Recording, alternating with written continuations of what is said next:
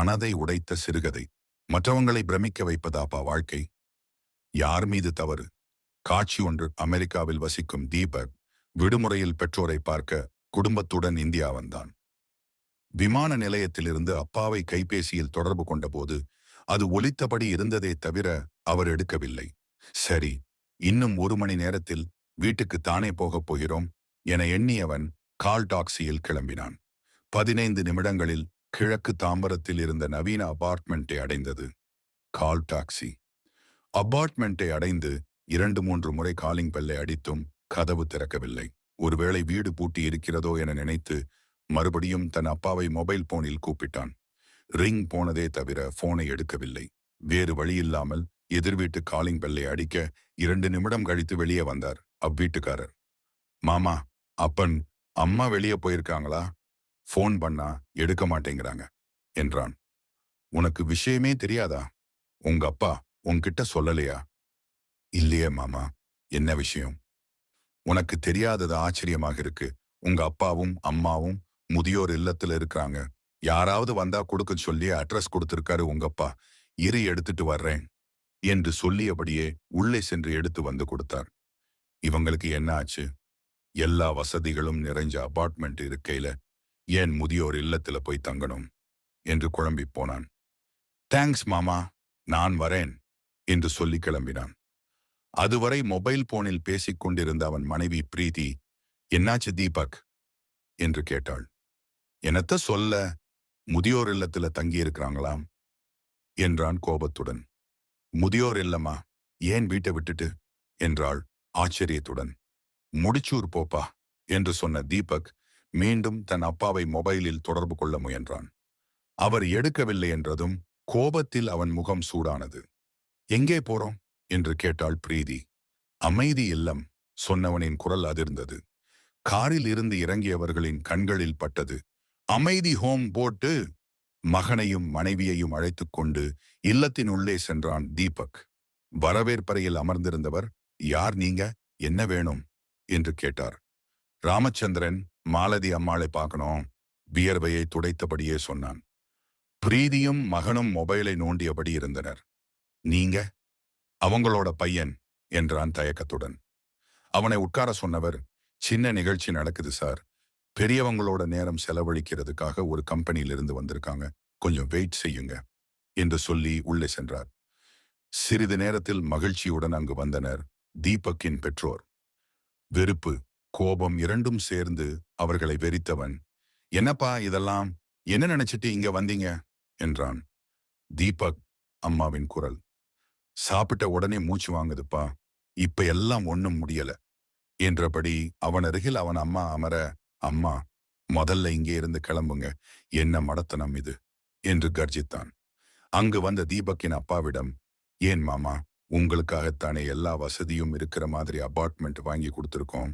சொல்லாம கொள்ளாம நீங்க பாட்டுக்கு முதியோர் இல்லத்துல வந்து தங்கிட்டீங்களே, உங்க மகன் எவ்வளவு ஷாக் ஆயிட்டார் தெரியுமா என்றாள் பிரீதி. என் மானத்தை வாங்கணும்னே இங்க வந்து தங்கி இருக்கீங்க. ரிசப்ஷன்ல இருந்தவர்கிட்ட நான் அவங்க பையன்னு சொல்றப்ப எப்படி கூனி குறுகி போயிட்டேன் தெரியுமா?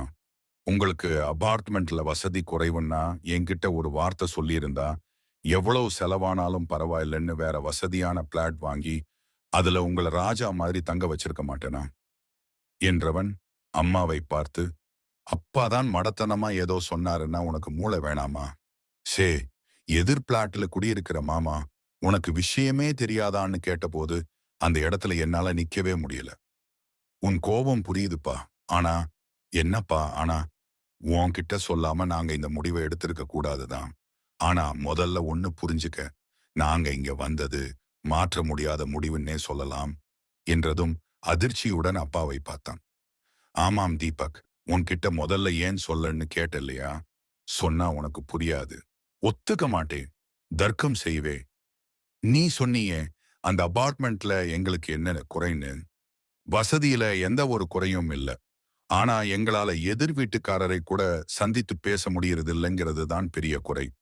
மாசத்துக்கு 2-3 முறை ஹலோ சார், சௌக்கியமா, அவ்வளவுதான் பேச்சு.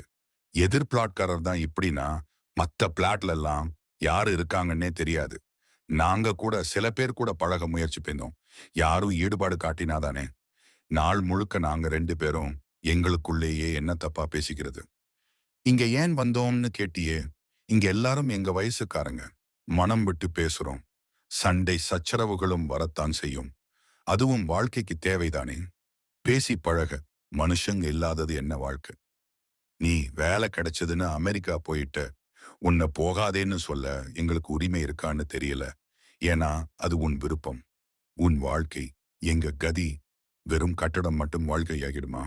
இங்க எங்களோட பேசி பழக நிறைய பேர் இருக்காங்க. எங்க மனசுக்கு நிறைவு இருக்கு. நீ மறுபடியும் ஊர்ல வந்து செட்டில் ஆகிறேன்னு சொல்லு. நம்ம எல்லாரும் ஒன்னா இருக்கிறதா இருந்தா மறுபடியும் வீட்டுக்கு வர்றோம். அதுக்கு சாத்தியம் இல்லைன்னா நாங்க இங்கேயே இருந்துடுறோம்.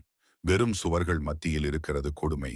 அது எங்களால முடியாதுப்பா என்றவரின் கண்கள் கலங்கி இருந்தது. தீபக், இந்த முடிவை எடுத்ததுல எனக்கு தான் பெரிய பங்கு இருக்கு அப்படின்ற அம்மா, இங்க எல்லாரும் கிட்டத்தட்ட எங்க வயசுக்காரங்கிறதால சிரிச்சு பேசி கலகலன்னு பொழுது போகுது.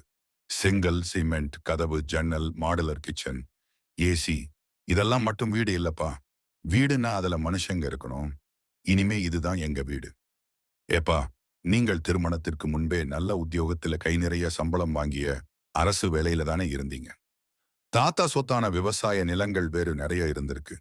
இவ்வளவு பணத்தையும் வைத்துக்கொண்டு பின் ஏன்பா ஒரே பிள்ளை போதும்னு நிறுத்துனீங்க? என்னோட இன்னும் ஓரிரு குழந்தைகளை பெற்று வளர்த்து படிக்க வைக்க வசதி இருந்தும் தாங்கள் ஏன் செய்யவில்லை? உங்கள் வசதியை வைத்துக்கொண்டு என்னால் இனி அண்ணன், தம்பி, அக்காள் தங்கைகளை பெற முடியுமா? யாரும் இல்லாதவனாய் என்னை நீங்கள் ஆக்கிவிட்டீர்களே அப்பா. தாத்தா வசதி குறைவாயிருந்தும் 5, 6 குழந்தைகளை பெற்று உங்களை எல்லாம் நல்லா வளர்க்கவில்லையா? படிக்க வைக்கவில்லையா?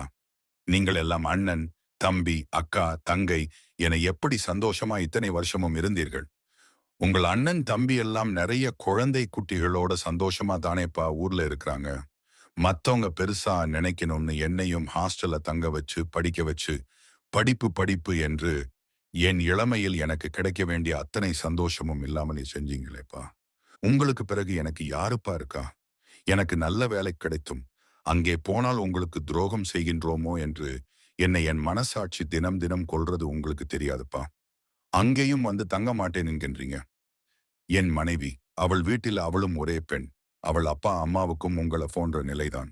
என்னை போன்றே அவளும் அவங்க அப்பா அம்மாவை வயதான காலத்தில் பக்கத்தில் வைத்து பாதுகாக்க முடியவில்லையே அப்படின்ற கவலை. இதெல்லாம் எங்களுடைய தவறாப்பா. ஒரே பிள்ளையான என்னையும் நல்லா படிச்சாதான் பெரிய வேலைக்கு போய் நிறைய சம்பாதிக்கலாம் என என்ன ஹாஸ்டல்ல தங்க வைக்கும் போது நீங்கள் சொன்னது உங்களுக்கு ஞாபகம் இருக்காப்பா? நீங்க, அம்மா, எவ்வளவு பெரிய வீடு, சித்தப்பா பையன், பெரியப்பா புள்ளைங்க என அவ்வளவு பேர் இருந்தோம். என்ன சின்ன வயசுல இருந்தே ஹாஸ்டலில் தங்கி படிக்க வைச்சப்ப நான் எவ்வளவு கஷ்டப்பட்டேன் என்பது உங்களுக்கு தெரியாதுப்பா. அப்பையும் இதே போல பெரிய வீட்டில் நீங்களும் அம்மாவும் மட்டும்தானே பாருந்தீங்க.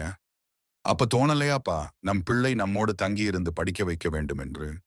நம்ம சொந்த ஊரான தஞ்சாவூரிலேயே நம் நிலங்களில் விவசாயத்தையும் பார்த்து கொண்டு படிப்புக்கு ஏத்த ஒரு வேலையையும் அங்கேயே தேடிக்கிட்டு சித்தப்பா பிள்ளை, பெரியப்பா பிள்ளை என நம்ம சொந்த பந்தத்தோட நானும் நிம்மதியா இருந்திருப்பேன். நீங்களும் கடைசி காலத்தில் நிம்மதியா இருந்திருக்கலாமேப்பா. நம்ம சித்தப்பா பெரியப்பா பிள்ளை எல்லாம் வசதி குறைவா இருந்தாலும் கூட்டு குடும்பமா நிம்மதியாதானப்பா ஊர்ல இருக்காங்க.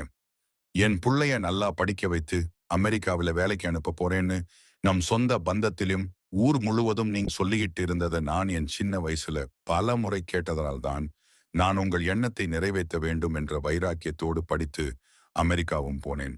சென்னையிலும் வீடு வாங்கினேன். இப்ப என்ன குறை சொல்றீங்களே, இது சரியாப்பா? ஊர்ல 4 பேர் பெருசா நினைக்கணும்னு வாழ ஆரம்பிச்சதால இப்ப நம் சந்தோஷத்தை எல்லாம் இழந்தோம். வெளியில காட்டிக்க முடியாம இருக்கோமேப்பா.